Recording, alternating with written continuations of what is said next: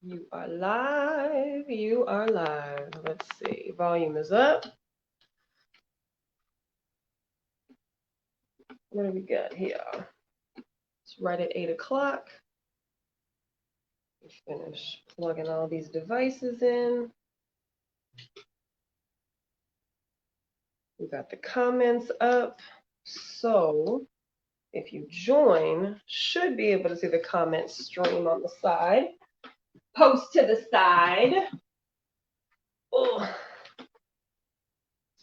Let's see. We've got everything up where it's supposed to be.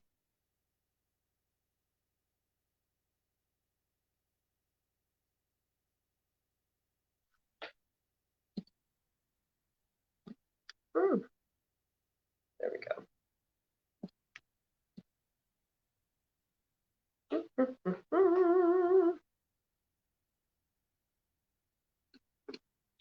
Bear with me while I mess with themes and settings. Let's see.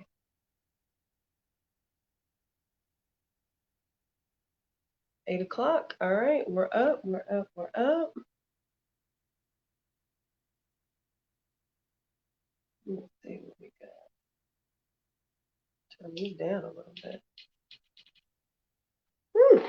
A little less bright. All right, we got 8:02. It is 8:02 Central. I will obviously hold off on chatting until some more folks tap in. And then we'll get started with tonight's conversation. If you are on the Free Thinkers group page, we are talking about energy and expectations. And it came from a post that Stacy had shared on the group page, a scenario that if you have not read the story that we're talking about, go to the Free Thinkers page and go to tonight's event, and you'll see that there is a story about a one-night stand, well, maybe a one-night stand situation. That's what we're trying to figure out. So that's essentially, okay, so obviously you can hear me, Matt. It's on StreamYard. So you need to go to the event where it says join us, and you should just be able to tap right in there. Let me see. He said, how the fuck do I get on? Let's see what we got. I don't know. Can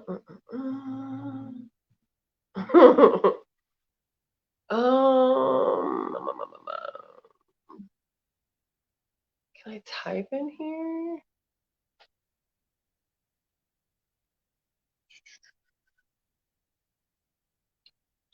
Bear with me while I mess with see what we got.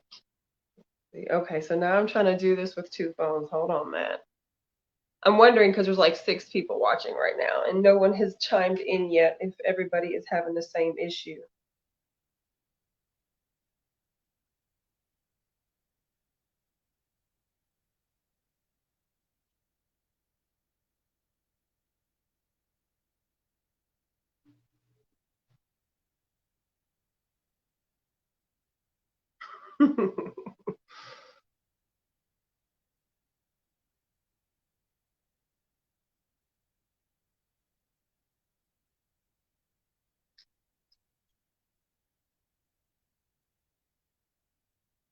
I don't really know how to tell you how to do this other than going to the invitation. I don't know.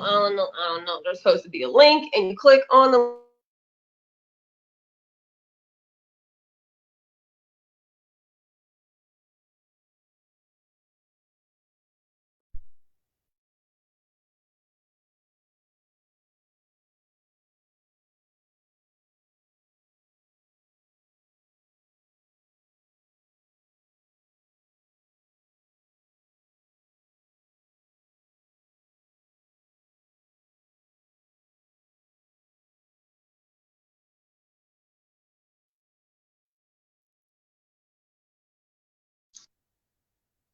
Okay, so obviously nobody can get into this, and I'm not understanding why.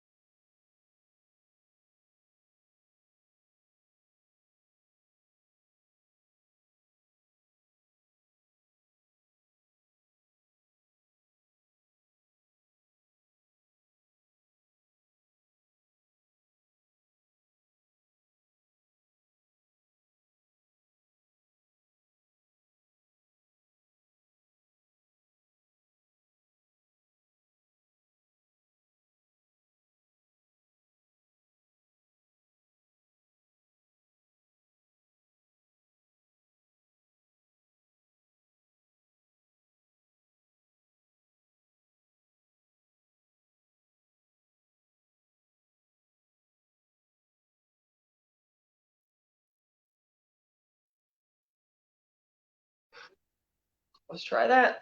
Let's try that. I don't really want to stop this and start over.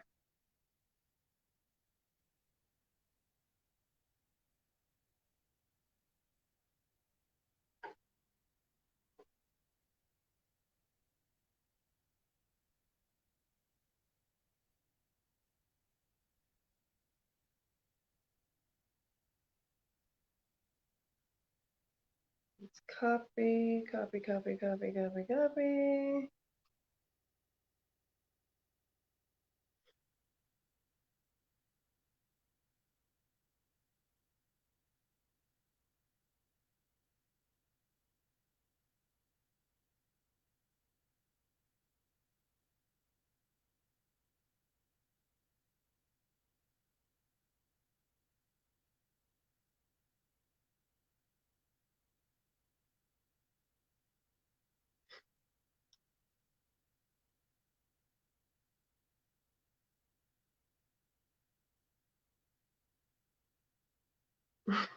So how the hell do I get on? Well. I'm posting it like in multiple spaces, so we'll obviously give it some time. I'll give it some more time. Hope some more folks can get this. All right. You made it.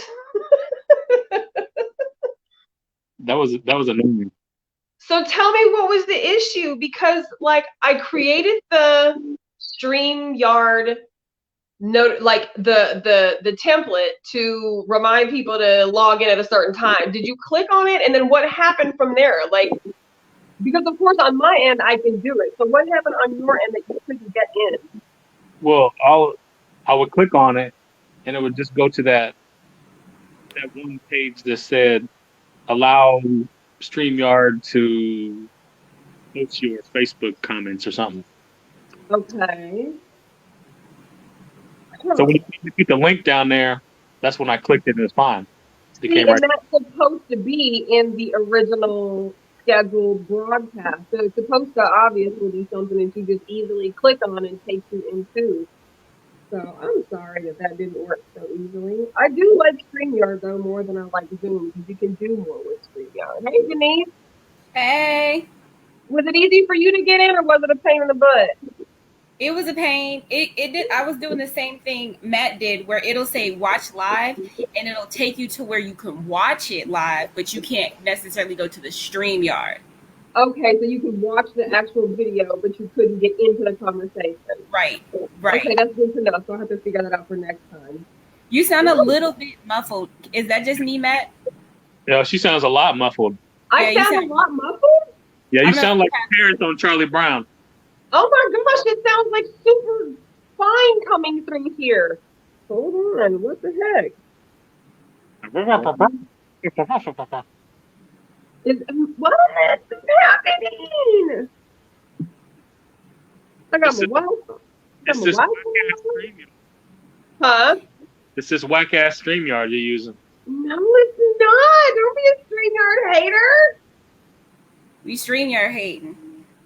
Is it still bad? Do I still sound bad? It sounds a little better, I guess, for now. I don't understand why I'm coming out terrible. So what it does is it sounds clear in some spots. It's like it goes in and out. Huh. Okay. Yeah. Where we can hear you fine, clear, and then it goes from that to muffled in between. So I don't know if it's like something over the phone or. No, there's like nothing over my phone. I got my phone totally plugged into my light ring. Like it should be clean as can be. Hey Q. What's up? Did you have a trouble time getting into it too? Yeah, it's a little complicated. Okay, I'm figuring something else out. I'm sorry. Well, I'm glad y'all made it in though. Hell. Let's see. Persistence. I had to be persistent. Well, I had to really want to be on here for it to get on. They were just explaining what the issue was, so I think I'll try something obviously a little bit different next week. So I don't know. How does it sound to you two? Y'all sound fine to me. They said I was muffled. Yeah, you little muffled. Damn. I don't know. It's probably just you. That's all. It's got to be me, or my Wi-Fi signal in this kitchen is bad. All right. So we got the 4 on, so we can at least get started. Matt and Q. I know Denise is well aware, but did you guys read the? Yeah, y'all did. Y'all read the post that we're talking about tonight about the. I just read it. The little breakfast thing. Yeah. Yeah, I just read that. Nikki, can you share? Can you do a screen share? Or no? Well, I don't know if I can. I've got 2 different phones going at one time. I probably can, but I don't know. Let me try it. I'll try it so you don't have to worry about it. So I was gonna read it though. I wanted to read it just for perspective because I wanted to read the whole little thing, and then let folks kind of take some mental notes about like what we're talking about here, and then we'll start talking about it. So Denise, if you can get it up, that would be super dope. Yeah, I can pull it.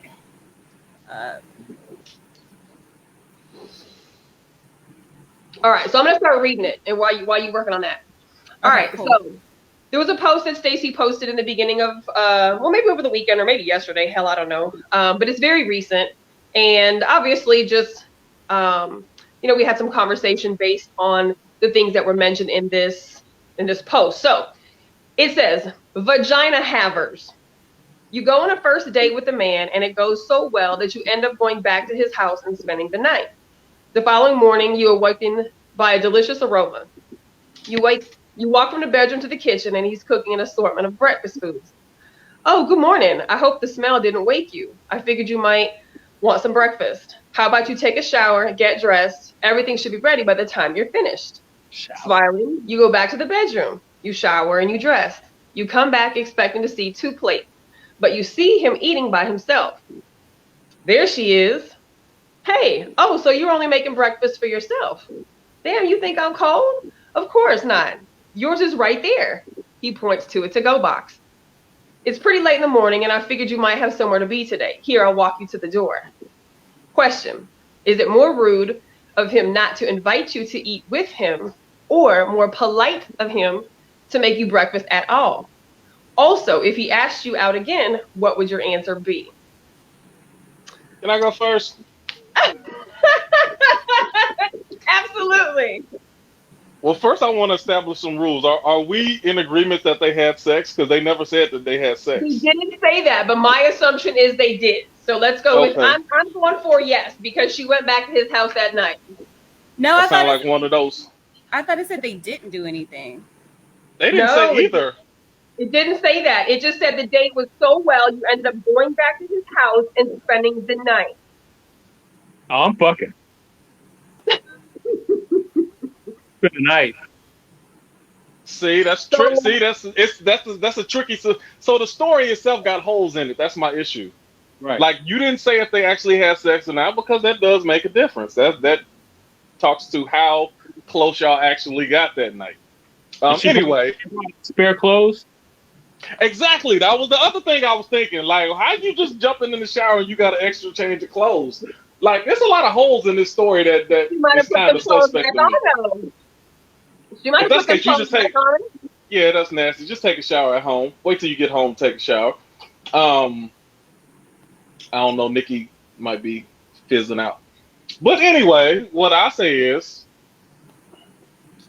a first date probably ain't the best. You probably shouldn't be spending the night with somebody on the first night. I don't First think that's the. I don't think that's probably the wisest thing to do. Um, and then I don't know whether they had sex or not. And then I don't know about the whole showering thing, but um, it's a context thing. Did he seem like he trying to rush you out, or does he seem like he trying to be considerate?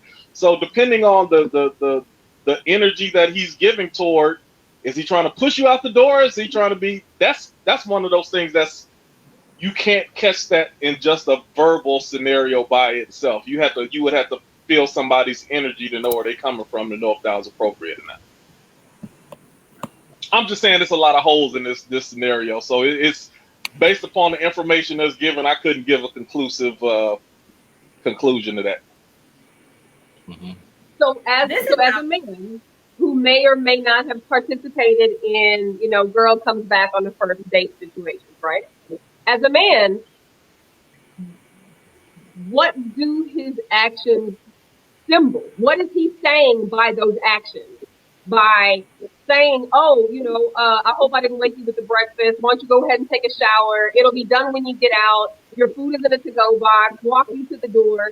As a man, what is he saying? He's saying he's an adult. I'm an adult. I want to be courteous, but yet and still, I don't want to Gotta go. present false expectations. And I don't want you to think that I'm forcing you or locking you into something that it may not be. So it's basically I'm leaving the ball in your court. However far you want to take this, how you want to look at it, I kind of leave that to you. But I'm not going to presume anything. Her food was in a to-go box. He didn't make her a plate. What does that mean? At least he cooked for her. Maybe he was late for work. Even He stated, so, "I I know mean, it's late." He said, "I know it's late," so he's maybe being considering the time. That was in his statement also. baby I think girl. You have outstayed your everything. welcome. Okay. Go ahead, Jamie. I think everything would have been very different had he just said, "Hey, I know it's late. I got to run too. So, if you want to shower, that's great. I'll pack you some breakfast, but or we can eat now." If he would have given her the choice instead of sort of making all the decisions for her. Everybody wants to be a participant in these kind of things, and I don't feel like she was. I feel like she was just she was well cared for, but being well cared for doesn't really mean that she was given respect as an adult. Like you said, Q, she was. He's being an adult. I agree, he's being an adult. He's not allowing her to be. I feel like everybody just needs to sit in their truth. Sweetheart, we are adults. You came to my house. Maybe we got busy. Maybe we didn't. It's late in the morning. That means it's 10, 11 o'clock in the morning. We're not together. This is the first date. I have boundaries. You've been here a little bit too long. And I'm not gonna make it awkward for you. I'm gonna make this a good experience. Yeah, take your time. Go to the if you want to use my bathroom, feel welcome to use my bathroom. You know what? I'm cooking myself some breakfast. I'm also gonna cook you some breakfast, and you can take that to go with you because now it is time for me to have my me time. You've been there all night. We've only known each other for a day. Boundaries. Go home, beloved. Go home. But If this was a woman, we wouldn't trip. it goes to what your suggestion of the topic was: expectations and energy transfer, though, because all I could think about as I read this these paragraphs a couple different times was what was her expectation going into this, right? And how our faulty expectations, honestly, how they ruin so many scenarios by us having unrealistic expectations. Like, and again, like what you said, there's a lot of things missing from the story. But what actions did he give that would have allowed her to believe she was going to be there for any more than when you wake up, it's time to go? What it just makes you wonder, obviously, what else has happened, what conversation transpired for one to feel offended in that situation versus one to feel like, shit, he sent me on with my little $40 in my little to go bag. You know what I'm saying? like, expectations. Did she expect that she was going to stay all day? Did he lead her on to believe that she was going to stay for more? Jamie, could it just have been him being chivalrous? Could he just have been taking, control of the situation and trying to go out of his way for her as opposed to her not being a participant in this? Mm-hmm. Of course. I feel like this is also coming from a third party, and this isn't necessarily coming from him or her. So there's no actual like emotions that we had, or the person who's presenting the story doesn't have emotions. It's all based on how we interpret it. Because I don't think it's her or him that put that in there. So I don't think, for all we know, she didn't have a problem with it.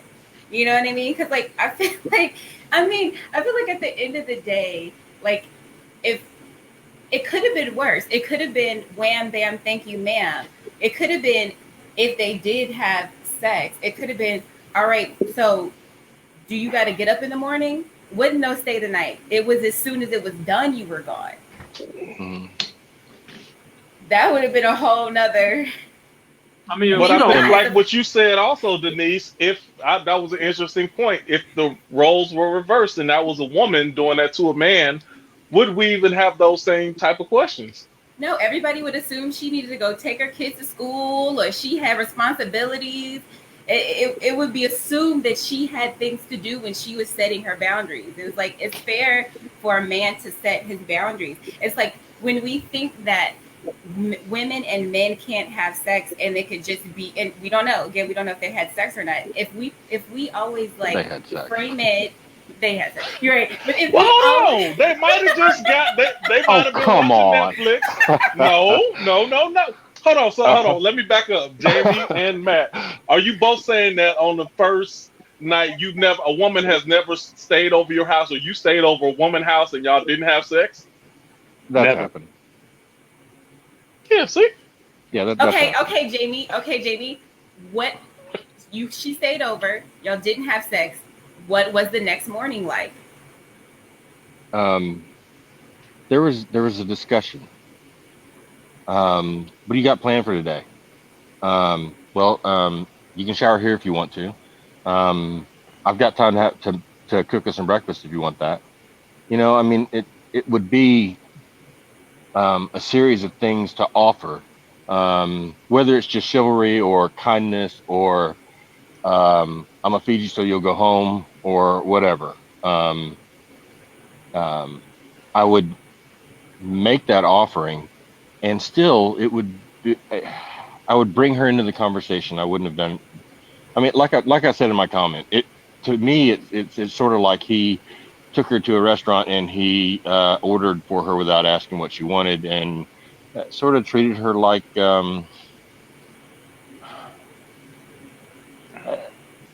an underling or someone that he has to make decisions for. Not necessarily like a child, but the way you would take care of a child. You order for your kid and that kind of thing. In the 80s. Was that dismissive to you, Jamie? Absolutely. I agree with Jamie, but I'm trying to think about if that wasn't the case. Like, how long do you stay over somebody's house who you just met yesterday before it gets kind of weird?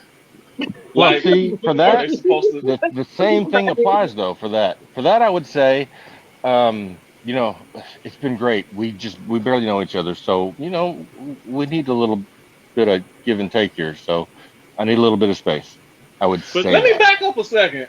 Should that be kind of a known thing? Because is that something that is an automatic known? First date, you stay the night over, you don't outstay your welcome. So it should be an assumption of both people that by the time noon, just like a hotel, what did it say, 11 o'clock, 12 o'clock? Late The time- checkout. She wanted a late checkout queue. It's a late check. But even a late I checkout, always is get a still- late checkout. noon is a late checkout, right? So Uh, One. Check out I think it's one. it's already in the morning, so now we You also would- don't know. We don't know what conversation they've had through the night. You know. we also the assumption is made that they just met each other, that they've only known each other one day. I mean, I've been on a date with somebody I've known for years. You know, maybe they know each other for years, and it's their first date. That's a good point too. My thing is, okay, yeah. Sorry. Go ahead, Nikki. No, go ahead. I was just gonna say, like, even in a platonic situation, how do you kick people out? It's usually questioned for. If you say, "Well, what you getting into what you tomorrow?" about to do? What you What you about to do? about to do? That's going on later. The person still doesn't have a choice. They just have to pick up. Or you say, "Man, I'm getting tired. I think I'm about to go to sleep." Like, they don't really get a choice. You're just dropping a hint, but they still gotta go. mhm. Whether What's you the problem? That's what I'm saying. On Whether a you give first them date, yeah. But I'm saying on a first date, you should be ready to leave out the door at a moment's notice. On a first date, it don't matter if it's 10 o'clock, 1 in the morning, 9 a.m., whatever. You should be ready Mhm. automatically to leave whenever the situation calls for it. And you should be aware that be alert for these little subtle hints. It may be that he'd been giving her hints since last night and she never picked up on it. I mean, he'd been trying to get out the house since he didn't even want her to come over. He wanted to do it in the car and let her go, but she just wouldn't go. She followed him home, you know, crawled in the bed, put his pajamas on. That's why he wanted to take a shower so he could wash his clothes, you know. That's possible.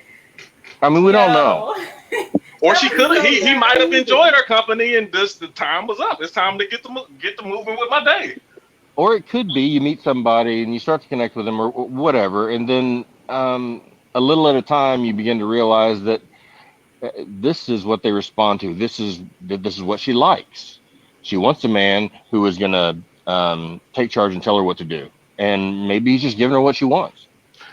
And on top of that, he didn't wake her up. He let her wake up naturally on her own. He let breakfast wake her up and have food ready for her. So that wasn't like, I need to get you out of here super quick. It's just a natural process of things. Once you wake up, now it's time to start moving around. I'm going to get to my day. You get to your day. Well, waking her up in the morning might make you later, is what I'm saying. I mean, depends how. I mean, if I might want to get up and kind of get the day going, so that's the direction we're going first before she wakes up. I think for me, it was the whole to-go box. All things aside, it was the to-go box for me. To-go means... Go. So what can I- You don't like to go back all of a sudden? I know what lane to get in, right? Like, I'm very well aware of which lanes I'm in when I'm driving in them. So this isn't necessarily my issue, but it was the to-go box. Like, if I want you to stay and enjoy this food that I made for you, I'm going to make sure that I plate it for you and it looks the way that I want it to look and you have the presentation, right? Well, that's you. Because But that's what if I throw that shit in the to-go box, I can still make it look pretty. But that means I want you to leave. It's time for you to go, and that's Did he okay. put it That's fine. So did he send it with like a little spork inside the little plate? And some KFC napkins, wet nap. No, Right. that's Because love. I have utensils. I have all kind of to-go servings and silverwares and shit. But it was just something about him having gone through all of the let her sleep. It's already after 11 o'clock. That ain't no, we got in at 3, 4 in the morning and did the woo-woo and fell asleep for a minute and got up. She been asleep for a minute. Let her sleep. going ahead and take you a shower while I'm cooking. You want her in your bathroom like that? You want her going through your shit? You want her? See, if something about me, I can't even assume that they have sex. If it don't say that in there, then I'm just not gonna make that assumption. Okay. I don't think they did. Oh, okay. See, I'm assuming I'm just that saying they in the story, how come they should have mentioned that? If they don't say it, then I won't assume that. Okay, so All right. assuming they did not have sex, does that change any of the dynamic of what happened if they did not have sex? Nope. You still No. gotta go. It's late I morning, mean, beloved. for sure. But Nikki, though, how you gonna agree to the smacky to go bag with the blunts in it and the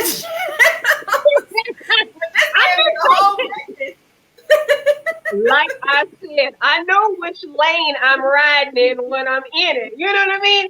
And really, it goes back to the word expectation. If you put out there what your expectation is, if you have an honest conversation with the person that you're dealing with, feelings don't have to get involved like that. Like feelings get involved and people get all butthurt when they thought it was going to be something and it's not. Or they projected what they wanted and this is not what the person gave. So like, I'm not tripping about dude making her food to go or even the little to go $40 bag on the way out the door. That's, that would definitely not be a situation I would put myself in. I don't go home with people on the first date. That's where they lost me altogether. But Did y'all read any of the comments on the original post? There was yeah. a whole big thread of several women who said, "I can't believe that he asked her to shower. I only shower once a week, or not even." Huh? Or that's what I'm saying. I mean, I'm not gonna shower shame nobody. I will. That's a shame. Even if you're joking, that ain't even a good joke. And people are saying, so you wouldn't want to shower after you had sex? She said no. Hold on, beloved. I got to see what's going on. If you did on the Oh, okay. Can I read some of the comments? I'm gonna get to that one. I'm gonna find that one. So do y'all think that what he was doing is passive aggressive? Somebody said he's passive aggressive. Do y'all think that this was passive aggressive? It was passive. I don't think passive aggressive. I agree. Yeah. Maybe. I don't know. Aggressive? Passive aggressive. It could be considered aggressive. I mean, he dictated everything that happened that morning, except for her waking up. So it could be looked at that way. It is his house, so. I ain't saying nothing wrong with it. I just said it could be looked at that way. I get it. Mm-hmm. Okay, here's one from Lisa. To me, it sounds like he's not interested in a second date, or at least not putting out couple vibes. He wanted to buffer any potential bitterness on her part by showing he's a decent guy. He played the "we're both consenting adults" card. No to the second date part of it, but yes to the maybe, look, I don't want you to get the wrong idea about us turning into a couple. I can see that. Yeah, that's kind of where I'm at with it. But that don't mean he's not looking for it. He may very well be interested in the second date. Yeah, everybody's got their own game, and maybe this is to go out of his way to do everything for her, and to him, this is treating her like a queen. I will serve you. I will let you sleep in. I will do everything for you. Make sure that you are ready to go, so that I'm giving you benefits without any hindrance. And maybe that's his thing. I don't know. But and I don't know if I'm going to to expectations. That keeps her from creating unrealistic expectations. Also, yeah. I don't know that I would. I would be kind and I would be friendly, but I don't think that I would be overly sweet and so I cook her breakfast. If I was not interested. He might be of course, I wouldn't have let her come over if I wasn't at least that interested. And he already got to-go boxes. He might work in the restaurant industry. That could be just courtesy for him. I got to-go boxes, but I do. I don't know. That's a whole different thing. It's legitimate. It has nothing to do with my dating life. It's because I was giving away some food. That's all. Jamie promises he never did this before. No, but I did. I have had a woman approach me and say, "If you take me to dinner, I'll make you breakfast." That Uh-oh. was her pickup line. Oh, she got plans. I feel like I mean, I don't want to read into that, but Yeah. I I love said, You take it to dinner? no, I did not. I didn't. Mm-mm. No, that one didn't work. That one didn't work. That would work for some, but that didn't work on that one. that is I funny. mean, could it just have been like the nicest, like one night stand ever? Like, could it just be a really nice one night stand? Like, without looking too much into it, or not looking enough into it. Dude maybe just didn't want to be like the typical, you know, shit, walk of shame situation. Made her the breakfast, wasn't tripping. Girl, go ahead and get you a shower. You know, I'll get you a little to-go container before you go. Like, because the flip side to that, you know, he's been called a million different names for kicking her out and waking her up, and it's time for you to go. And could he have just been a really nice one night stand? And then, you know, in regard to the second date, y'all don't think that he's interested in the second date? I think I he wouldn't might say be. that. I wouldn't say that. Yeah, He could be. I just think he wanted I think some it's free likely he time. is. Well, hold on. Let me ask: has anybody Okay, what had if a he one night just stand after a date? Like okay? first night after a date? Yeah, I don't know. Ask that Oh, question y'all again. want to talk about No, that? Has anybody I've had had a one night stand after the first date? Like first date, y'all have sex that night. Yeah. I've I've had had a one night Where What were stand. your expectations after that first night? Well, I was at her house, so I left. That 'Cause I same don't, night or in the morning? well, I don't like staying because I always got to poop in the morning, man, and I ain't trying to blow up someone's sleep. that, right? Don't you want to I go feel home and that. shit at your own like bathroom? That's true. That's a good I've thought. had a weird. It wasn't a date. It was a I'm coming over to have sex. This is what this is gonna be thing. I stayed the night and then I got up the next morning and I left because they like picked me up. See, but the reason I don't use that as a scenario because that's a little bit different. You know exactly what you're doing when you come Right. into it, and then also there was not supposed to be any real connection outside of a physical connection. Like on a date, you might have some type of chemistry, you might have some type of connection, you might be vibing in a certain type of way that just the casual, hey, we're gonna get it in, get it out. Right, You're not because trying to do everything to avoid those type of connections but a first date you're actually looking for those type of connections. So that's why I looked at that like that could be a different situation. Right. He did say first date. yeah, because sometimes you don't plan on having a one night stand.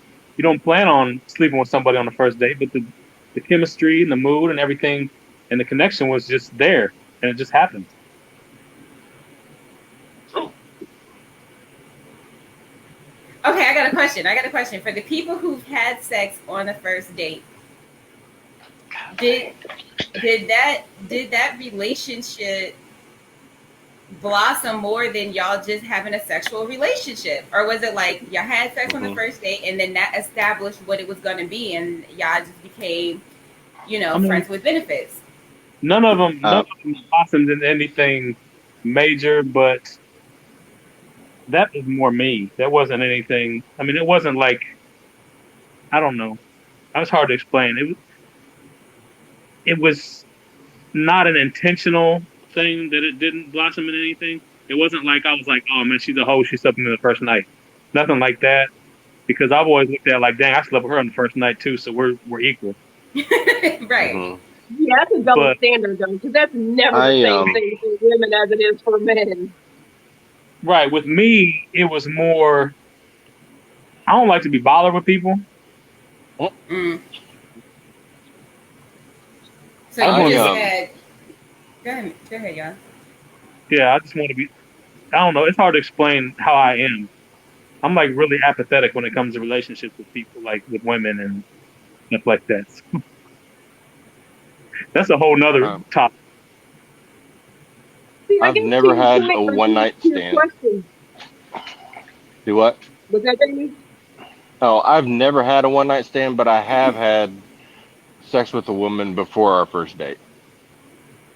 So, but it's somebody that I knew, and it sort of just kind of happened, and then we were in a relationship after that. So did you still go on the date? No. Right. I've had that happen too. Went out to eat or something like that, and then we ended up pulling over somewhere in the car. Oh, you mean literally right before the date, Hmm. like en Yeah. route, and then it was like, well, y'all. I mean, and you No, did no, your no, thing. no, no. This was the day before. Oh, okay. Okay. Actually, this happened before we even talked about having the date.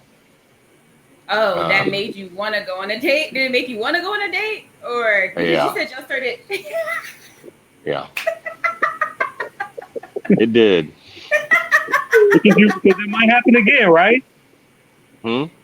Because it might happen Do what? again, Oh yeah, yeah. right? Because It Jake, you said you were in a relationship with this person shortly after that too, right? yeah, for 4 years. Okay. Now I've Sometimes. met couples that have had sex like the first day they met, and they stay together forever. So Hmm. Chrissy Teigen and John Legend had sex on the first date. They've been together for double digits. yeah, but that's John Legend. He sang to her, and she got wet, and you know how it goes. He couldn't blame her. She couldn't Right. blame him. He sang to me. I probably would have fucked him on first night too. We're just I might have ordinary sang to people. her. Listen, for all the ladies out there, if you want to get mad on the first night, just sing ordinary people to him. No, not ordinary people. That song, what that? Let's go to the park. I don't know That's that one. you don't know. You don't know. What's that song called? I want to kiss you underneath the stuff. I can't remember. I don't That's know. a we just yeah, we just. It's like a PDA song. Sing it, Matt, sing it. Tell us how it goes. Tiara, I did don't, you get to see that? Or go ahead. Sorry, Nikki. I don't knock anybody. I don't knock anybody's sexual lifestyle. I don't knock anybody's sexual prowess. I love sex, so it's not that. Like I don't knock people's appetites and preferences and one night stands, first nights, whatever. Do you right? But like to answer your question, like I, I've I've I've been very diligent about like not putting myself in those situations so that energy is not transferred, the wrong energy, so that being in a situation where, I thought that I was going to like this person or I thought this person was going to like me or, we would vibe or we would groove or whatever and it turned out to not be like, I don't know. Like, I just, I feel like there are too many men who I look at today, and I posted about this last week. There's so many men I could have easily hooked up with, could have easily had sex with in the course of my single years that I didn't for multiple reasons that I'm so grateful I never did because I look at them today and I'm just like everything that you say is a turn off. Your mannerisms, your vibe, how you deal with people, like it's just a turn off. Like so I don't know. I'm not one of those who would probably sleep with somebody before or sleep with them early on. Because to me, Never, for me, body never. count is important. Because you're kind of old. You ain't never done that, like in your whole life. What's that? What's that? Like slept with someone real quick, like. I mean, I was with my kid's dad for a very long time, so that cuts out a chunk of my adult years. I mean, I had a dude I linked up with like twice, like before I had my daughter, and it was definitely on some, it ain't even got to be friends with benefits type shit, but like that was it. Most of the stuff I'm talking about that I did was like 20 years ago, 22, 23. Yeah, this would be 25 plus years ago. But since that time, no. I don't know. I'm not one of those who can, physically share my body, my spirit, my energy, what I do in the bed, how I get down like that, with I just mean, anybody. and now as being in your 40s, of course, you think differently, and we think like we're sharing more than our bodies when we do something with somebody. Yeah. Hmm. Hmm. Mhm. And that was Energy, the energy transfer about this that I was right? really digging is that, to me, that's more important than anything. Like, sex with a random is sex with a random, right? But like, it's not just sex with a random. And even if it is, for some of us, I'm one of those people. It's not just you have access to me. I'm allowing you access to me, and I'm just not okay with that for everybody at all. I'm very, very particular and guarded about that. I get it. I am too at this point in my life. Yep. I mean, I'm not like I've had opportunities to sleep with different women. I mean, not that they were just throwing it like, boom, here it is, but it was like, they hit me in my DM or whatever, and it's just I don't like their energy. I just don't like Hmm. them. I see how they post, and I see what it could lead to, and they like drama and Hmm. Yeah. low key that I don't even want to put that in my life when I could go fucking I could bust a nut myself, and not even and watch TV, watch what I want to watch. So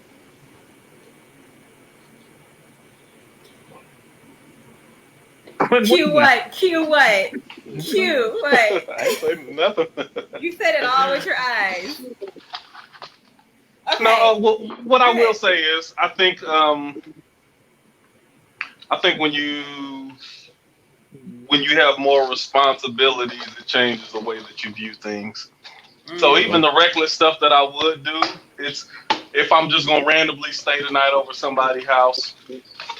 When you have kids, when you have other responsibilities, it's not just you being reckless with your bodies. It's a ripple effect of what could happen if something didn't turn out well. You don't Right, just affect yourself; you affect other people also. So exactly. I'm in my days now. I wouldn't be as reckless as. There's been a few occasions where I was like, "Q, what are you doing?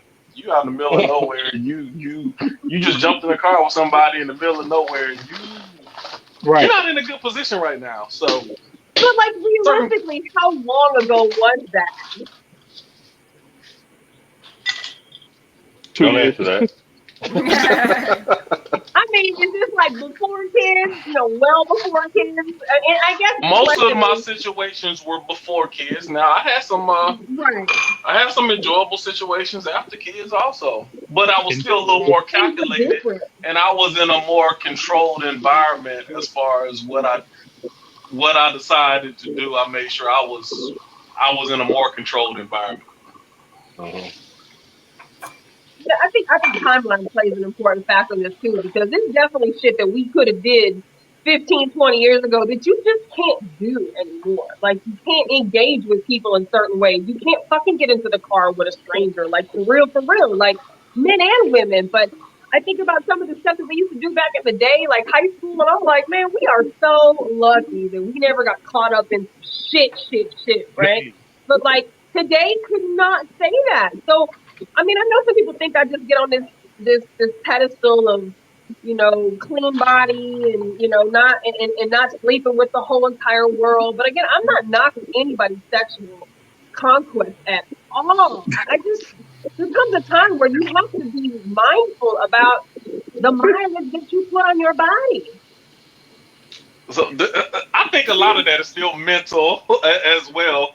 Like I think mentally people when they talk about mileage and body count and energy transfer, a lot of that, some of that can be in your mind. It can be as heavy as you make it. But anyway, I was gonna say, Denise, are you about to talk about the semen retention now? oh no, Talk no. about sharing, conserving energy. We are Let's go here. last week. We Let's go are last week. here. We are here, Q. So, y'all, last week we were talking about semen. We're already here. I'm so sorry, Q. We are already here, y'all. So, listeners, last week we were talking about semen retention, and we were talking about this man who basically he went on a celibacy journey, and the celibacy journey was the catalyst for him just getting his life together. He started cutting out alcohol. He stopped smoking marijuana. He just really needed to get some clarity in his life and just, I guess, like a little, a little restart. And he was saying how once he did start the semen retention, because he was saying that not only was he celibate, but he wasn't masturbating either. So when he started doing that, he started to find that he was more creative and all kinds of things like that. So I asked the men, we got an extra man, Jamie, because last week Matt and Q were on.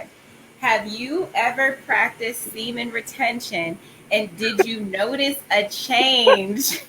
That's why I have to ask men. That's why I have to ask men this, because y'all not telling the truth. Did you notice a change when you? All of us are laughing. Oh my god! Did you notice a change when you were not releasing semen? Or if you did release semen, did you notice a change when you were being celibate? So, okay, first question: what's the longest that you have practiced celibacy, Jamie, if ever? We can't hear you. A little over a year. Was it intentional? Yes. Oh, this is so good. Thank you, Jamie, for tuning in tonight. Okay.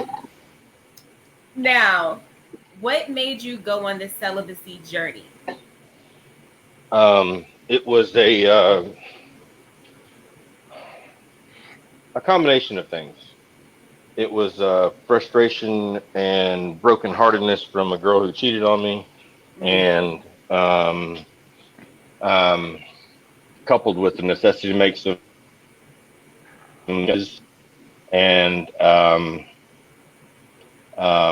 and for religious reasons. And for religious reasons.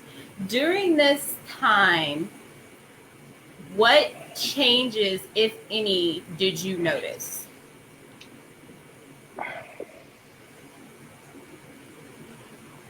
My exasperation tolerance was significantly lower. What do exasperation mean? Just like, I was frustrated all the time. Short fuse, generally not pleasant to be around. Here's the thing. When I listened to the videos, right? And I understand his position, and I understand the benefit that he got from that. However, I think that it had 0% to do with celibacy, and 100% to do with his decision for where to put his focus. He was clearly having trouble with focus ahead of time. He acknowledged that he had trouble with focus ahead of time. I don't think that your sexual activity has to be tied to that, but for a lot of people it is. Now, and a lot of the evidence that could be presented to back up his case would be based on the typical distance that's established between a man and all of his friends when he gets in a relationship. Oh, well, he's not ever around anymore. Oh, well, he never comes to the studio anymore. He never does any work anymore. He doesn't play his guitar anymore. He doesn't ride with me anymore because of her, right? And so, but that's the way things are supposed to happen. When you become involved with somebody, then your paths join, and unless they're identical paths to start with, there are going to be some changes. And even if they are identical to start with, those changes are going to involve drawing closer together, and that naturally creates a little distance between you and the other people. Your priorities change, because when you're in a relationship, should your priorities not begin to turn and be more focused on her? Yeah. And so, yeah, you're gonna. There'll be a lot of times when you're thinking about her when you should be working, or when you knock off early and get home and want to get home because you miss this person, you miss their presence, or you want to be with, or you just want to have sex. It doesn't really matter what level your relationship is. That's something that does distract you. Mm. And I'll tell you now, you're not going to have maybe 1 in 40 million will have a relationship and be able to grow in a relationship while being celibate. Mm. There is so much more than just physical that you share with somebody when you have sex with them, and Mm. to to cut that out, I feel like that's an unfair unilateral decision that should be made by both. Yeah. And so I don't think I don't think that promotes a good relationship, and I really don't think that even this guy, I forget his name, I don't think that his benefit was from semen retention. I think it was because he turned his focus. Yeah. Um, Yeah. and call it what you want to. I mean, he can say, yes, because I'm not having sex, because I'm celibate. Great. If that's the thing you want to lean on, lean hard. That's fine. Yeah. Um, but my creativity, my passion for things, um, my ability to get things done, um, yeah, it changes whether I'm in a relationship or not. Of course it does. Yeah. Um, but it's not because I'm squirting out my life force every time I have sex. Yeah. It's because I choose to invest in her instead. Ooh, that was deep. That was a lot. That was good. And the whole time I'm waiting for Denise to ask the question, Hmm. when you were celibate, were you masturbating No. for that? Mm-mm. That was where the Why y'all don't aggravation came masturbate? in. Yeah, no Okay. kidding. That's why you were So friends, bro.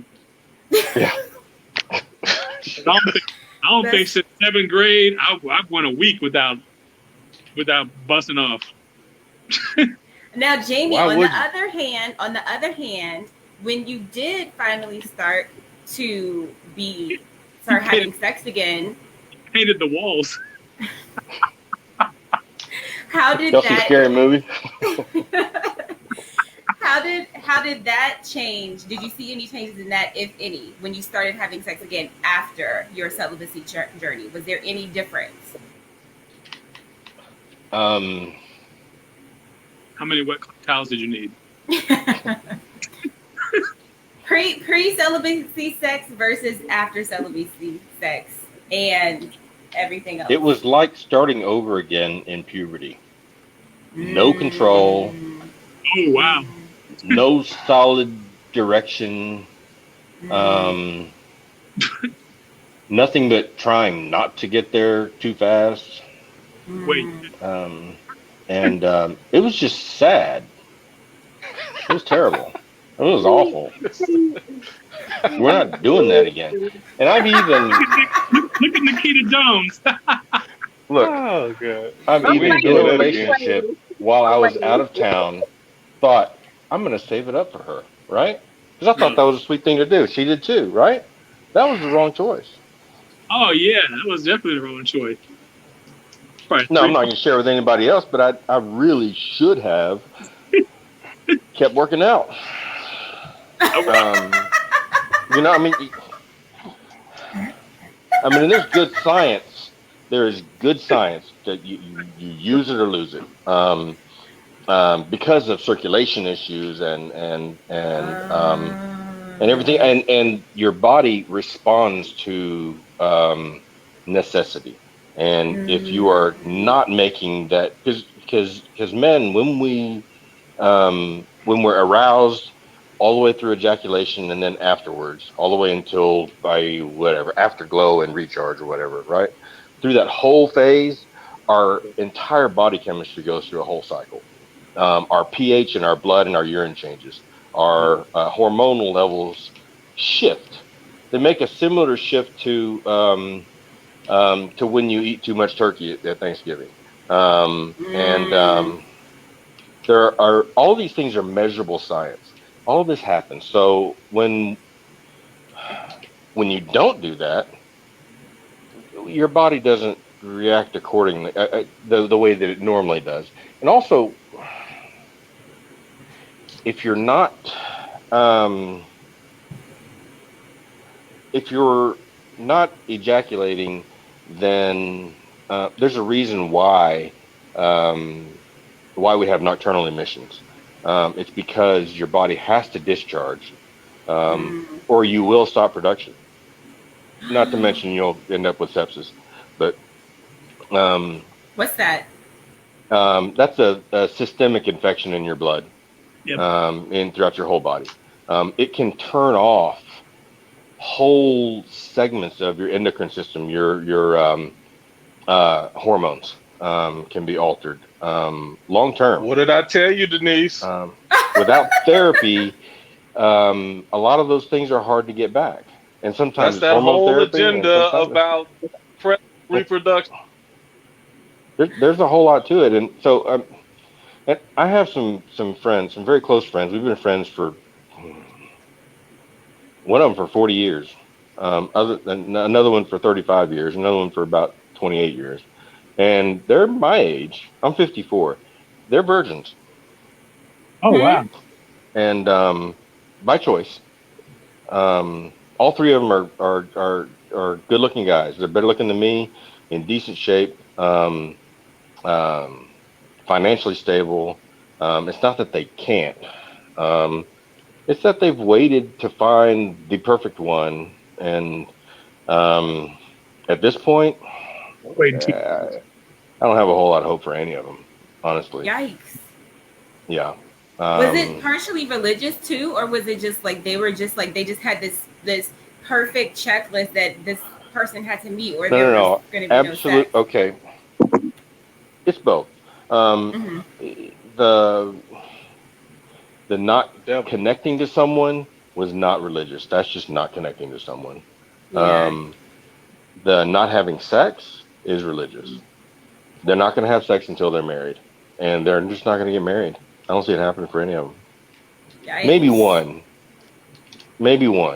Yikes. I showed him that this white paper on use it or lose it, and he got a little upset at first. He said, "Well, no, I know it still works." I said, "How do you know? You've never had sex?" He said, "Because I give it a test drive at least every day." I said, "Okay, all right." He said, "You show me," and this is a deeply religious man. He said, "You show me a man that doesn't masturbate, and I'll show you a liar." Yeah. Because we all do. It's instinctive. It's something that we are driven to do. There's something else that's instinctive biology. also. Yeah. Tell us, Sex. Q. Sex is instinctive. Yeah, definitely. So Q, get into what we were talking about a little bit last week, because Jamie touched on some like scientific things. So Q, you wanted to like elaborate back on the theory that you had about why this was a big push for celibacy by the algorithms. So yeah, I'm not just jumping off of directly what Jamie says, because I haven't done the research for myself, but the things he alluded to talks about how there seems to be an agenda to push pleasure that does not involve reproduction, and that is another instance of where that's just something else where they try to push non-reproduction, whether it's semen reduction, which kills me every time I hear the term. Whether it's same-sex, same-gender sex, which I don't have a problem with, but I'm saying it's pushed in a way and promoted more so than heterosexual sex. Anything, it seems at this point, and this is just a theory of mine, it seems like anything that promotes reproduction is not promoted in the same way as non-reproductive pleasure. Or in general, reproductive anything. Yeah, no matter what it is. Abortion versus pro-life versus pro-choice, even that. That's just, I don't know the answer to that. That's just an observation. That's it. I can say that. So Nikki, I know you really were digging this video, and I was too. But I'm gonna tell you what made me raise my eyebrows later. But it was a totally separate video. But Nikki, tell me where you stand with that in terms of like your journey and protecting your energy and things like that. So my thing, when I watched the video, like within the first couple minutes, like I told you, like I rock with, so I vibe so heavy with what he was saying. But I think I'm probably one of the few people in this conversation though that has also gone that direction though too, with no drugs, no alcohol, no shit food, no artificial colors, flavors, sweeteners, red dyes, vegan, very, very, very, very disciplined, and for no other reason other than self, not for God, not for Jesus, not for religion, not for any other reason other than let's see what happens when I do this. Because they say if you want something different, you have to do something different, right? They say if you want something that you've never had, you have to do things that you've never done. So for me personally, going down the path of going vegan was literally just about having like a healthier temple, a healthier body.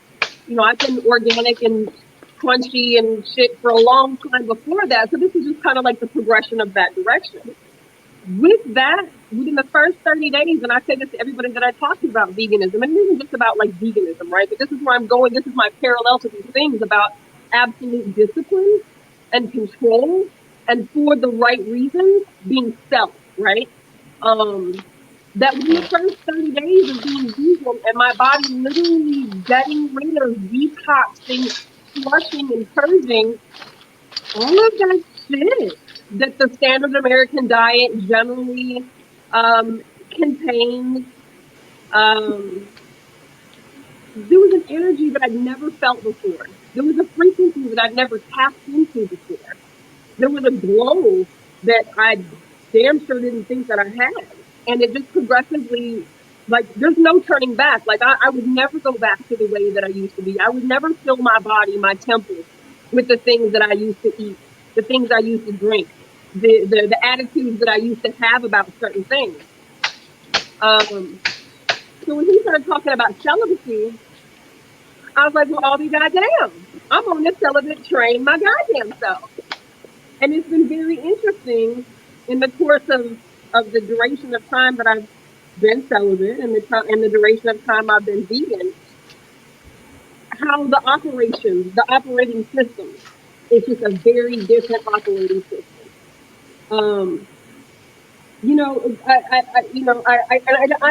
can't say it's the male perspective versus the female perspective because obviously the person whose video we were watching was a man. You know, I can't identify because I don't have male parts. I don't know what males feel like when they get horny. Like, I don't know, right? Like, I don't know. I know what women are like. I know what I know what my experience has been. But if you can't not have sex, that's probably a problem. If you can't not, what do they say about the desires of the flesh, right? Like, isn't that one of like the things in the Bible about the desire of the flesh or whatever it is? To be able to say no to that, to be able to turn down your engine, to be able to guide that energy into something else, and then to win, to accomplish that, like there's a frequency that you vibrate at that sex is like, oh well. To me, it's and this is just me. It can be a waste. Having sex just to have sex, having sex just to bust a nut, having sex just to have an orgasm with somebody else, like for me, it's a waste of energy. So I absolutely 100% feel dude on his journey, his celibacy, his food, his direction, his intention, his higher self operation versus the lower self vibration. And like I followed his page, so I've been watching some of his videos. Um, so I mean, I feel it on the aspect of I actually have done a lot of the things that he's doing, so I know how that feels. As opposed to people just watching this guy's video talk about this crazy ass semen retention and like having an orgasm but not busting or having sex and that, like, and sometimes people are like, who would do that? Like the old me would have thought that too.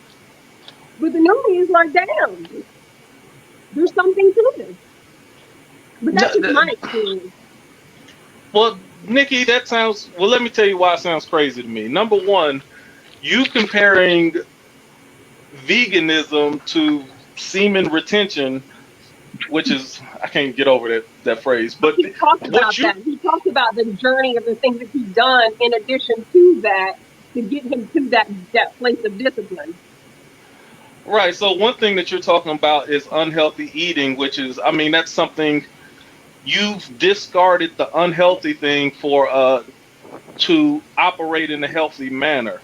When you're talking about semen retention, now that gives the illusion that sex in itself is unhealthy.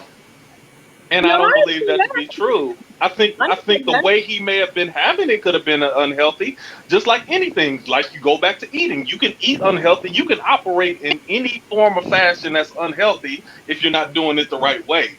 But I don't think sex in itself is an unhealthy thing. So it's weird to compare those two things to me because it's like, especially because he used the phrase semen retention, like you need to keep your semen in your body for a specific reason. Like that don't make sense to me. So all that stuff that he's saying is kind of, it's just weird to me, and I can't compute, I can't put the two together.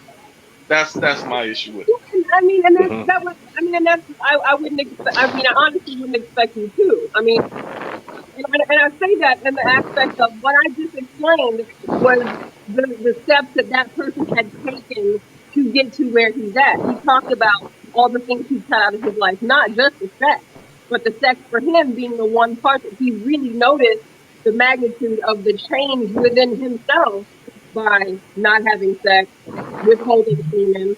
And again, I'm not a man, so I can't speak for something I really have no clue of. But I know as a woman who has pretty much walked a very similar walk to him, there's something very different that happens at that place when you are abstinent of mood altering substances, abstinent of the things that we do eventually have addictions to and with. And that doesn't mean that sex is bad at all, by no means.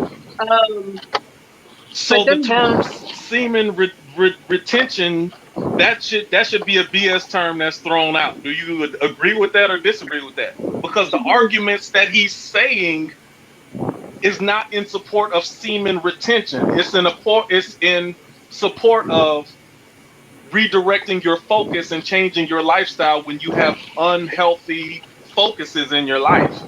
right, Yes, but sir. for him, semen retention is part of that redirection, though. But So, I his mean, I argument for couldn't that is say not supporting it though. Everything he's saying has nothing to do with actual semen retention. Mhm. It's, it, I feel like the semen retention is a tool that was, and there's another video that he made a week ago. I felt like the semen retention, the cutting the alcohol, the cutting the marijuana, all that was a tool for him to refocus his energy. So it's I like agree. both, it's almost like both are true.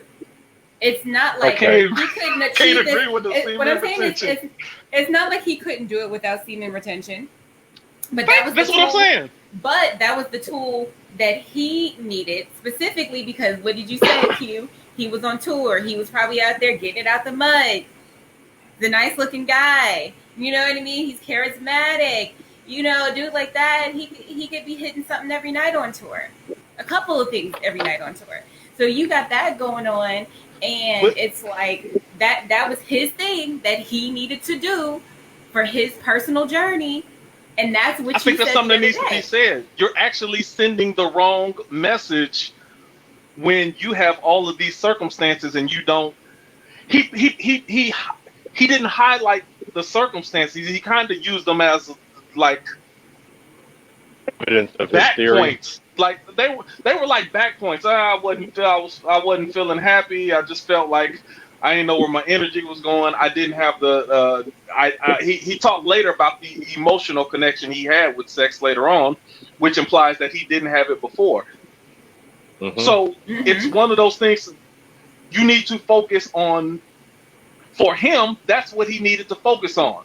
The way he was having casual physical sex was not fulfilling to him anymore, and he needed to get more feeling out of it. So the message shouldn't be you need to hold your semen or refraining from sex itself is what the cure would be.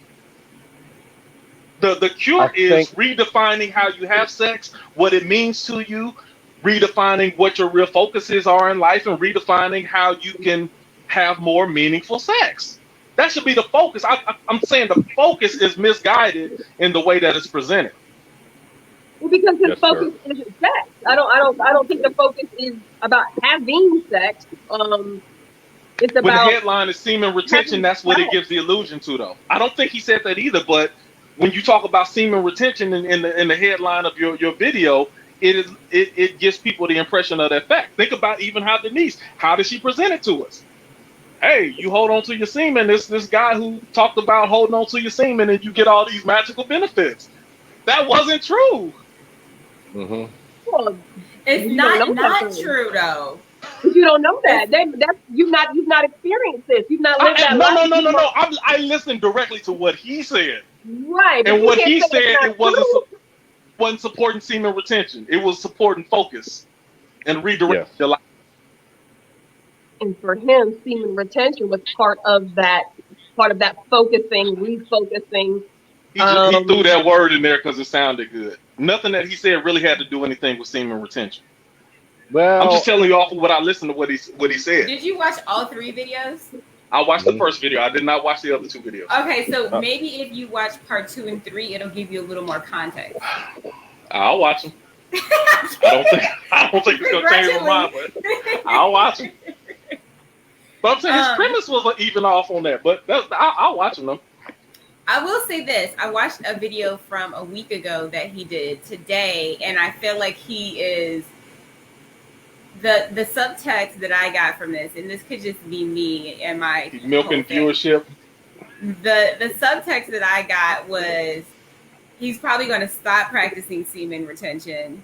So if he did get caught out there getting his thing off, y'all know that he said he was going to stop focusing on purity, on the whole concept of purity, and just focusing on a spiritual journey and talking about like the spiritual, like how sometimes when people go on their spiritual journeys, there's like this hierarchy of I'm doing everything right versus this other person, like kind of like in Christianity where it's like if you're not committing adultery, you're not as bad as the person who is a part of the LGBT community type shit, like this hierarchy that's created in the spiritual community and stuff like that. But I think that was all him just saying that to just be like, look, I'm probably gonna be in these streets. Now y'all have to watch the video yourself. It ain't no different. It ain't no different than people who. It's not no different than people who say, oh, I quit drinking. Oh, but I'm gonna have me a drink on my birthday type shit. Like his journey may have been just that. Like, you know what I'm saying? Like it's okay. It's people fast. Okay, sometimes people go on a fast. You need to refrain from a certain thing for a period of time to regain self-control over it. Ain't nothing wrong with that. No, I don't think there's nothing wrong with that. I'm just letting y'all know that I think that was the soft launch. So if anybody say anything, I definitely got that sense. You understand what I'm saying? I mean, didn't he even say it? I think he even said it, that he doesn't remain celibate all the time. He just does it for a time, and then he'll have sex when he wants to, and then he goes back to being celibate. Yeah, he went on a fast. So, ain't nothing wrong with that. It's a good old fast. But say that, I have an issue with that term, semen retention. Like it's some type of newfound. Okay. That ain't it. Here are my thoughts. I have 2. Let me start with this one.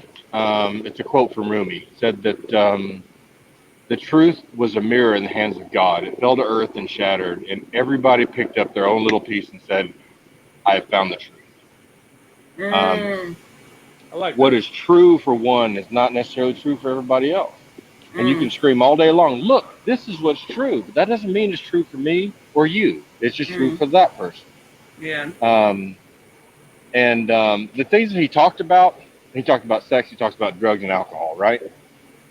He talked about partying. And all of these things are um,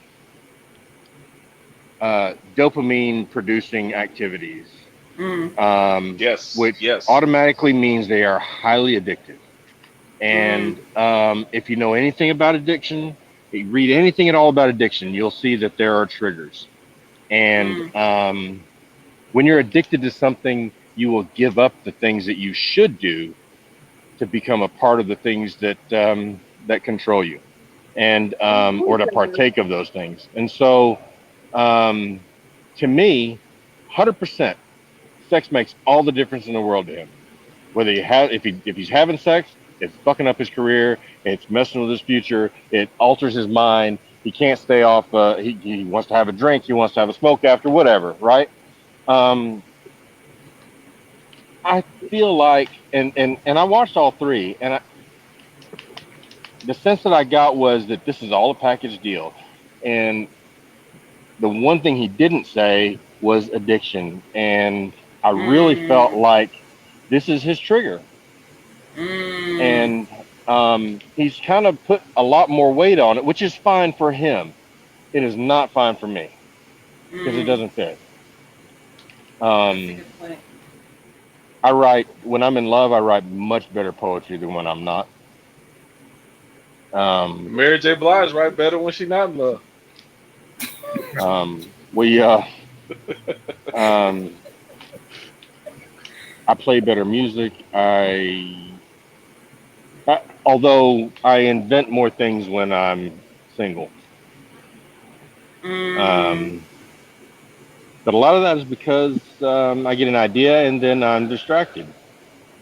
I think about it and I go, yeah, I'd rather lay on the couch and watch a show with her than sit here and research this. Or I would rather, or sometimes it's just when I'm on something while I'm single, I just stay on it as long as I want to. But when there's somebody else in my life, then I'm gonna make sure that she has time with me. I'm gonna make sure that she doesn't ever go hungry. You know, whereas I may not eat for 2 days because I'm really working on something.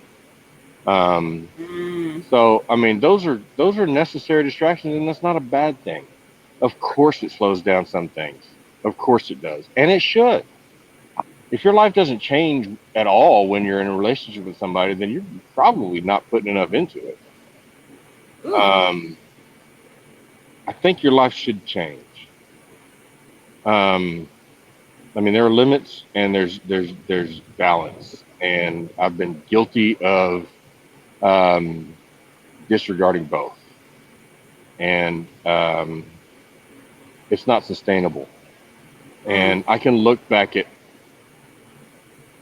at more relationships than not that I've been in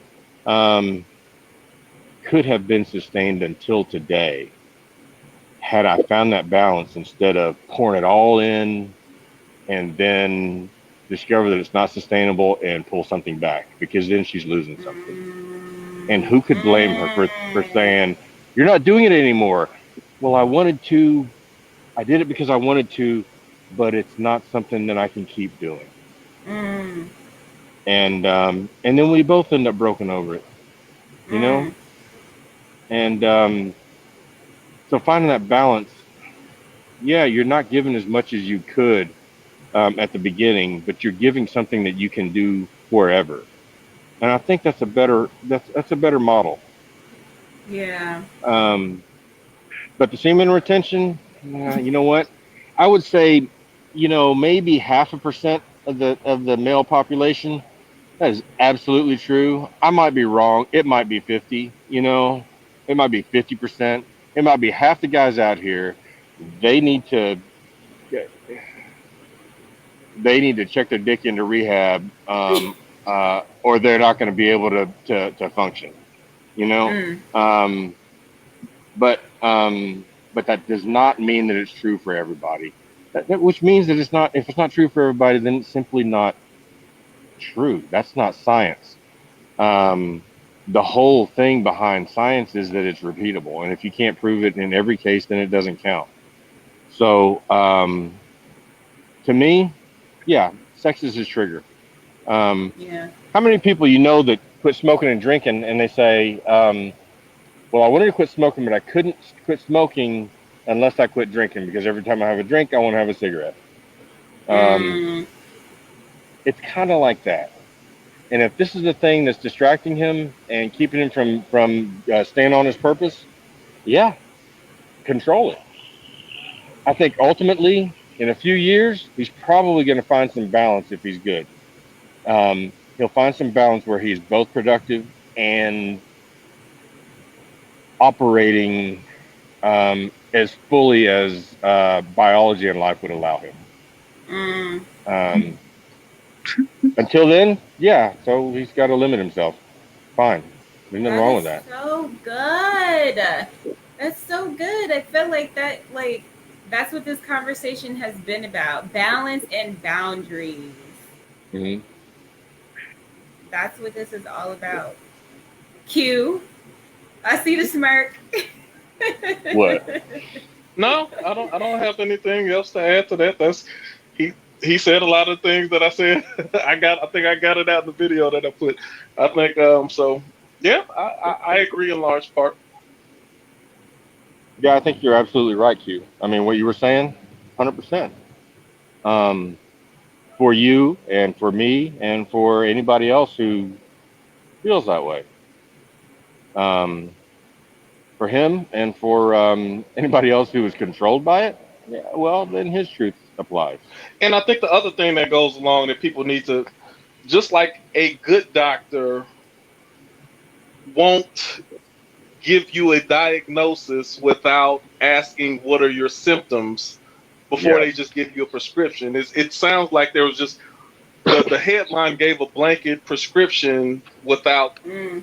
really going in depth with the symptoms. So even for me, I can tell you certain things that work for me, but I would really have to dig in and know your symptoms, whatever the situation is, your life instance. If somebody have a relationship question, I'm not just going to use my scenario and attach it to you. Well, you just need to do this. No, you got to Mm. tell me about you and your partner. Tell me about how you communicate. Tell me about what happened the last time you had conflict. Tell me about it's a whole lot of things you got to tell me about the dynamics. Is there kids involved? What about her upbringing? What about your upbringing? It's so many things that you have to assess the situation before you give somebody a diagnosis. Just to give that blanket prescription out there, it's not. He didn't say anything wrong. I push back when I see something that people will just run with without getting the baseline of it first. And I discourage people from running with something like that when they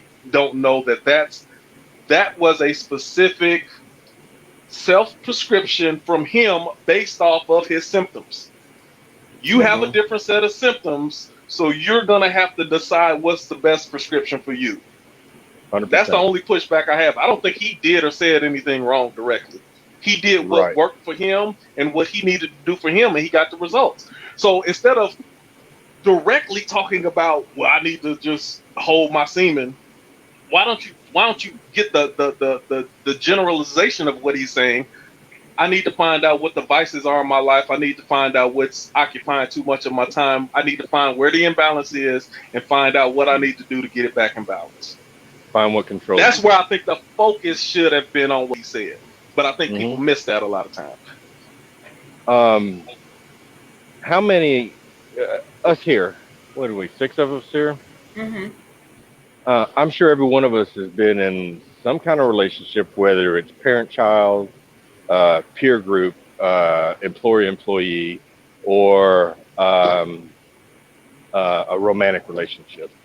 When somebody's disappointed or upset, and the one who's been hurt will say, "Well, if you would just do this, why didn't you Mm. do that?" That's sort of the same thing. Um, He's saying if you'll just do this, then this is going to solve your problem. This is going to give you more energy. This is going to bring you back online. This is going to make you more productive. Well, that's not necessarily true. That works for him. It's not going to work for me. Yeah. And I've had that in relationships. Why don't you just do this? Because I'm ADD as fuck, and I've got narcolepsy, and my mind is in a million places. Right. And even medicated, I'm still. My brain is taking laps around the building while I'm sitting here with you right now. So no, I can't just do anything. Yeah. And I feel like, and again, any type of relationship, if the statement that you're making begins with, you just need to do, then you just need to reevaluate what you're about to say. Because the answer is never just anything. And I think that's Q. That's your biggest pushback, is he's saying that this is the answer when it's one answer For him. And even if he's not saying that, I think that's how people are taking it. Because I don't want to even say that he's trying to say that this is what you need to do. This is the fix for all. I didn't really get that vibe from him on the first video I watched. But I think if that's how people are taking it, then they need to kind of pause before they just jump. And I find a lot of people in a lot of different areas to say, oh, this sounds like something new. Let me try this. Like, hold on. And I don't care whether that's semen retention or religion or the newest diet craze. Just hold on for a second before you just jump onto something and you don't have any evidence or you don't have any real circumstances to back that up. Just hold on for a second. Make sure you fit that same prescription as the person that you're ready to jump on the bandwagon with. Yeah. Yeah. And there's a really big difference between stop having casual hookups and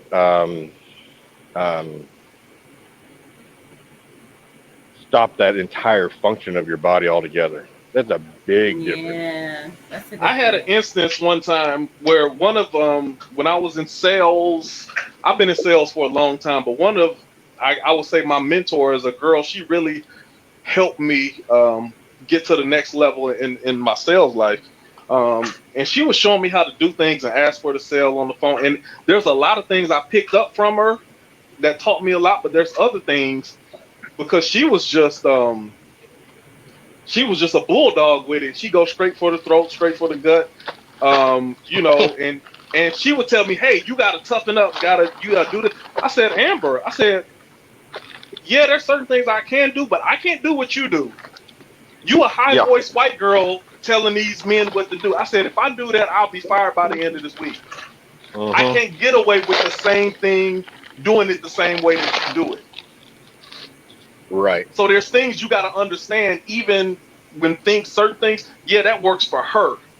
That's the same thing that worked for her and get her auto sales, that'll get me fired by the end of the week. You got to know the difference.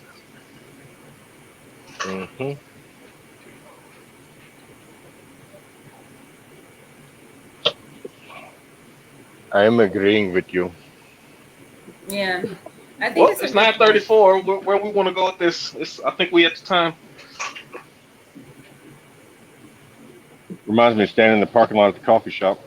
That's what everybody's talking about.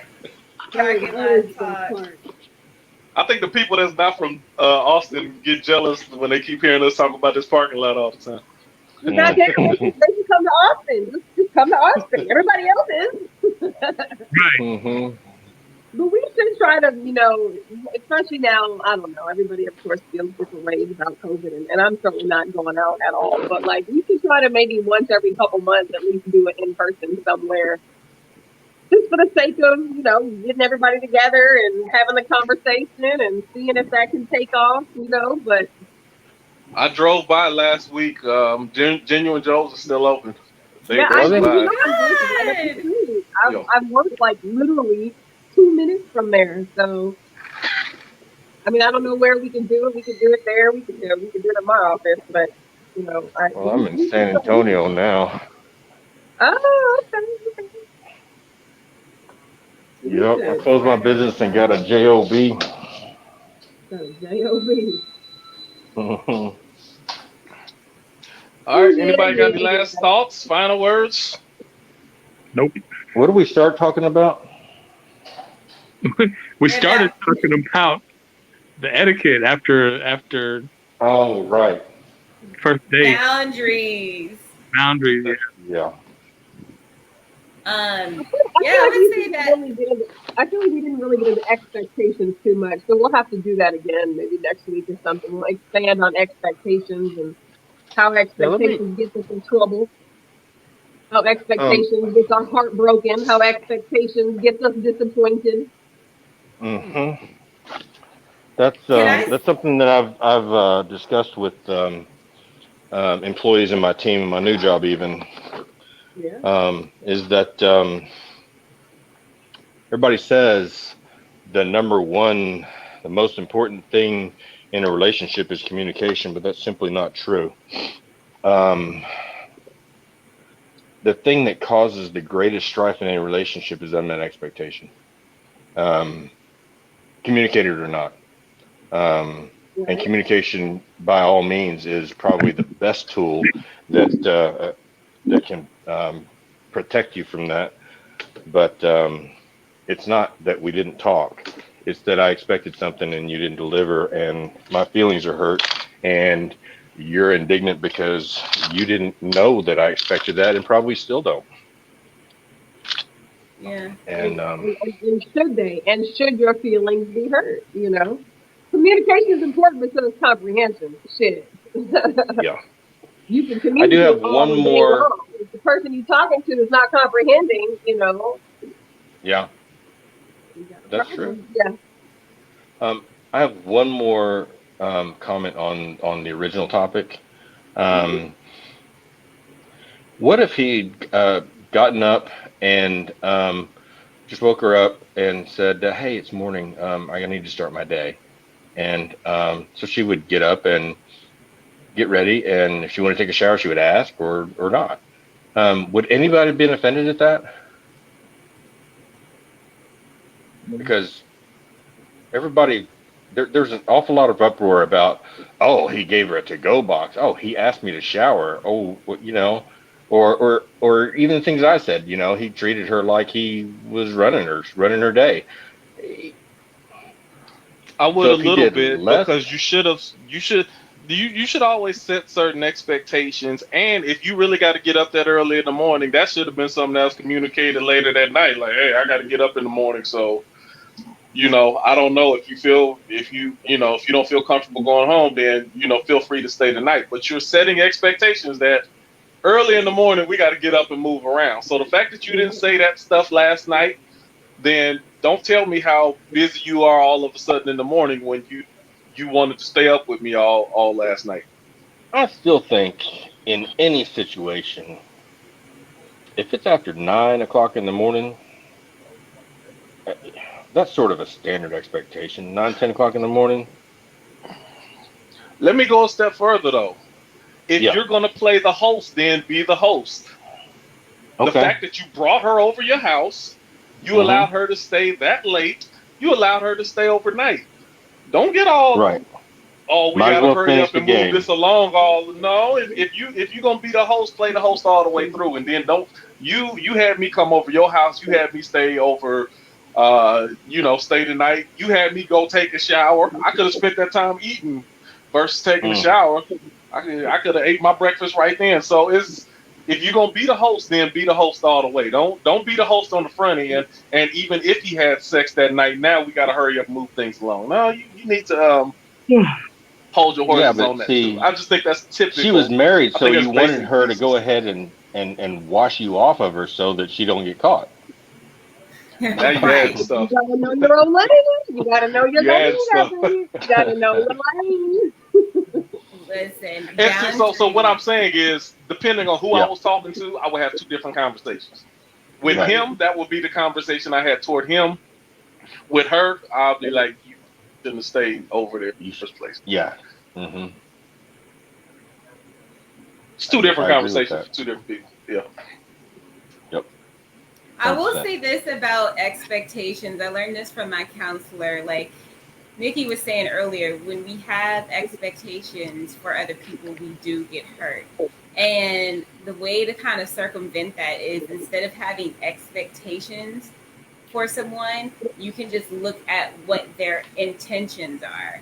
And when you do that, it eliminates this whole big thing that we create in our mind as to why is the person supposed to do this or that or whatever the case may be, because we're putting things on them that they don't own. It's what we own, and we're trying to put that on them. So I think we should just always look at what a person's intentions are, and then from there communicate what our needs are. Without properly communicating our needs, I don't think that we can even fairly say that we can set an expectation for anything, because there was no communications of needs. Usually when we're, disappointed, I feel like. I agree with that. I think that's a very good statement. If you understand what that person's expectation is of you, then that keeps you from running away with your own expectations. Right. So she might have had the only way you get disappointed is when you have a different expectation of what that person had. And furthermore, you didn't take the time to discover what was that person's intentions behind were they just, do you feel like y'all was really vibing? Do you feel like he was really just trying to hit? I mean, pay attention to a person's intentions. And you know what to expect from that. You can ask. We don't want to ask. Say, we just want to. Absolutely. Yeah.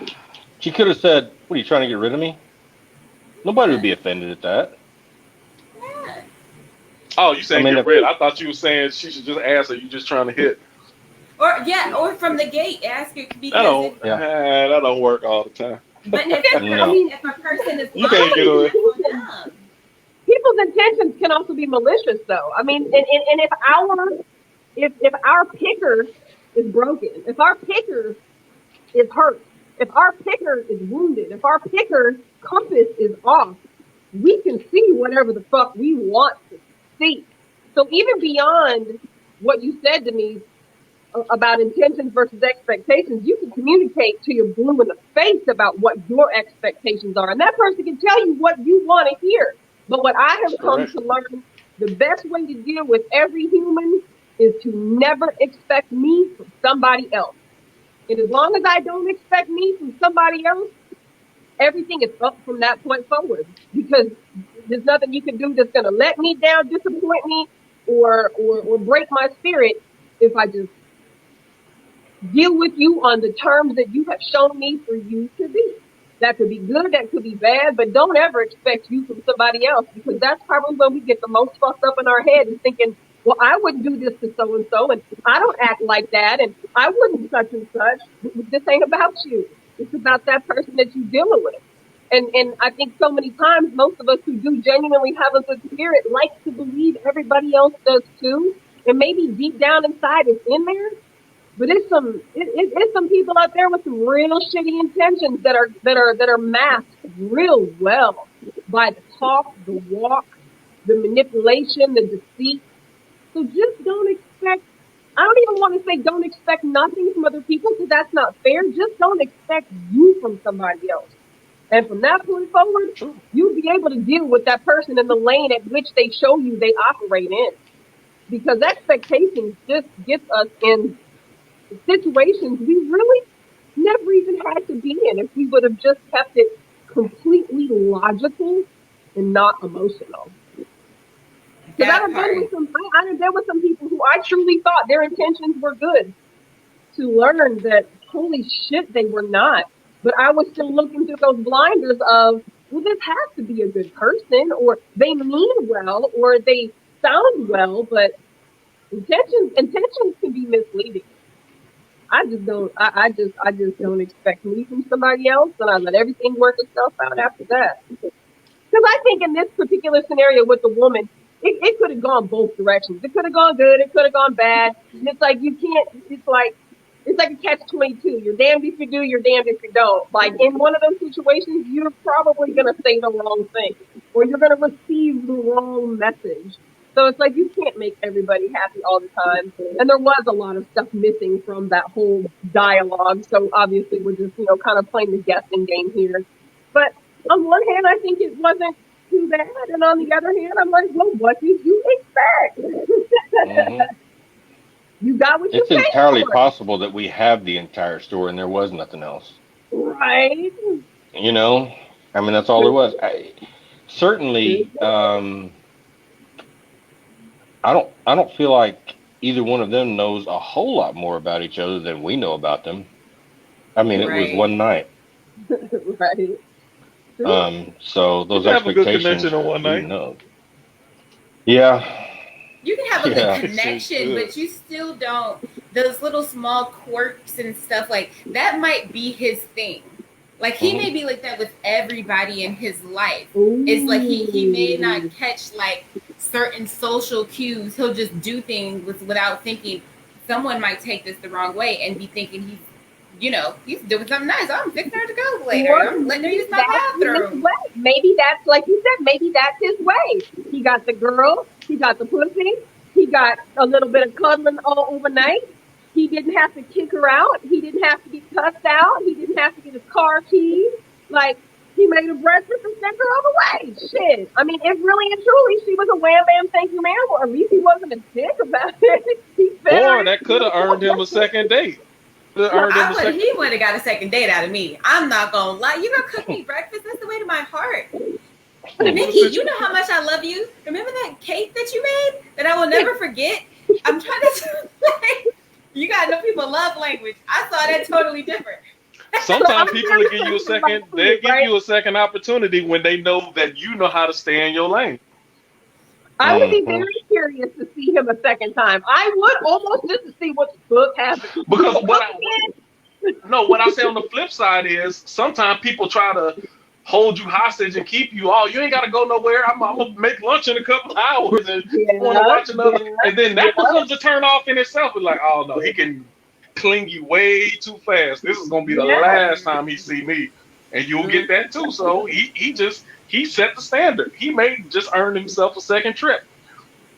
And I'm telling you, like on GP alone, like if I had that experience, I'd be like, I'm curious to see what he's gonna do on this day. Like if he invited another date, I'd probably go. I would just be. I mean, we had already seen what it do, so now I'm just curious to see, what's next. And then I guess that's where you make the But decision of, am I going to continue to be a friend with benefits, or is this not what I'm interested in doing? But at least he didn't make the girl feel like shit. At least I don't think that experience would have made her feel like shit. He didn't wipe his feet on her. He took care of her, made her breakfast, let her get a little shower, and out the door she went. Shit, there's been far worse walk of okay, shame the morning so after. after the Far second worse. date, are you going to be expecting breakfast?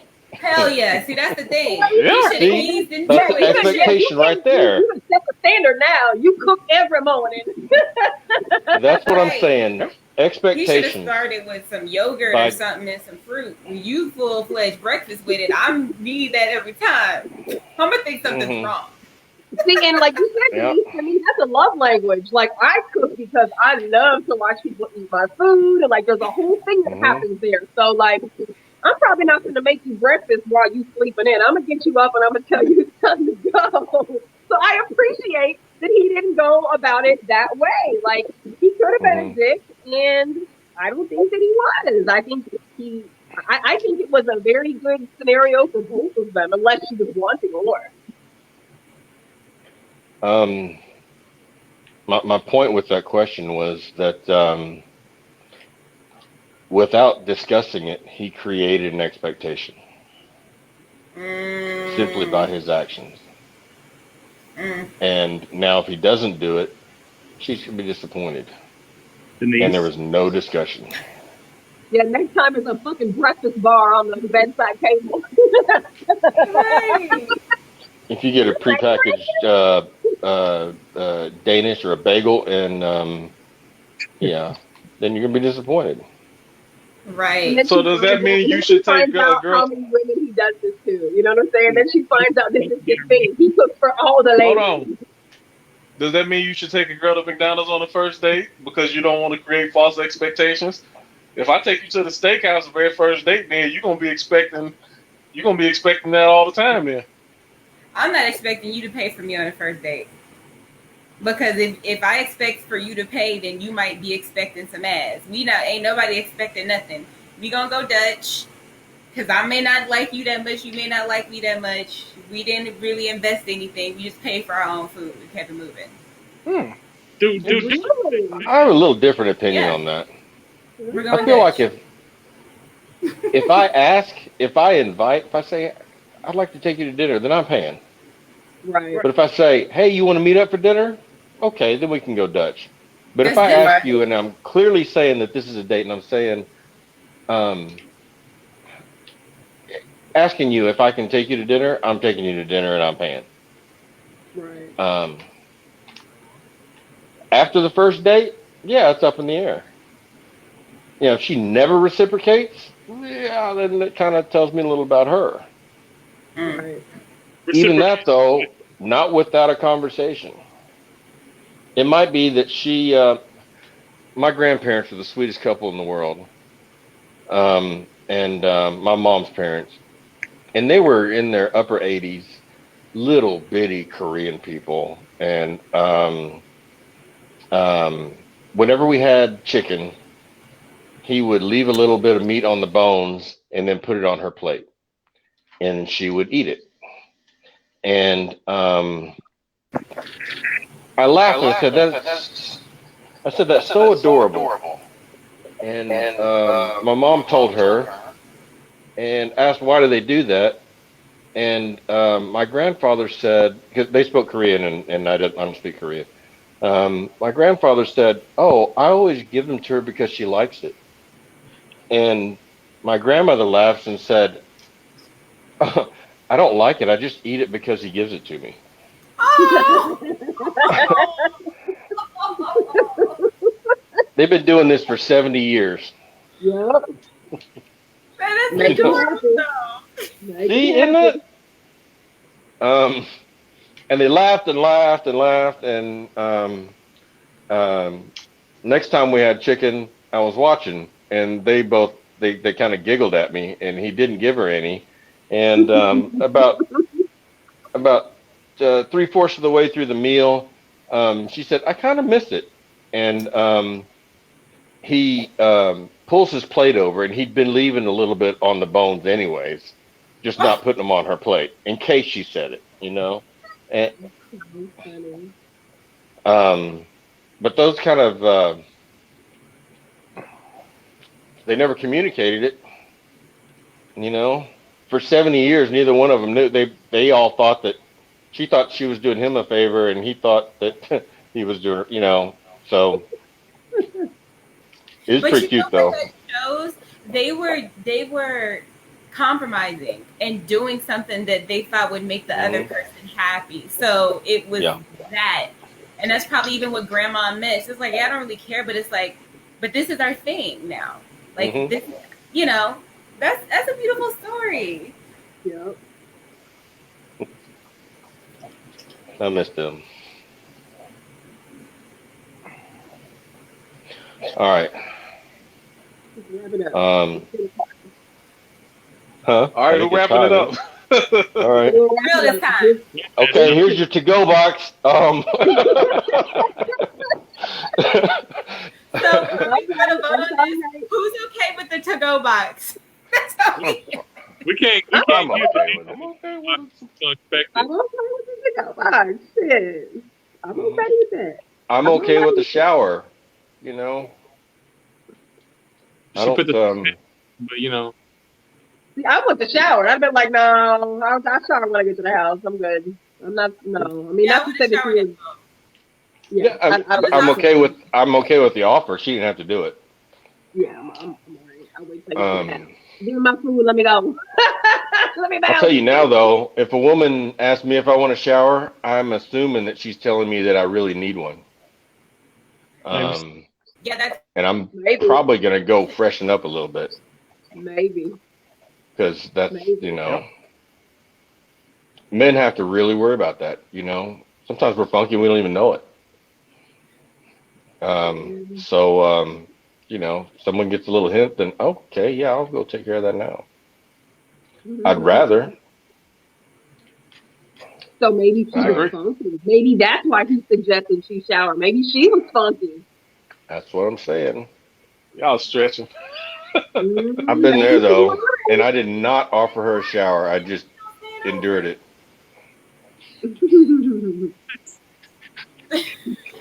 Let's go into this here till 10:30.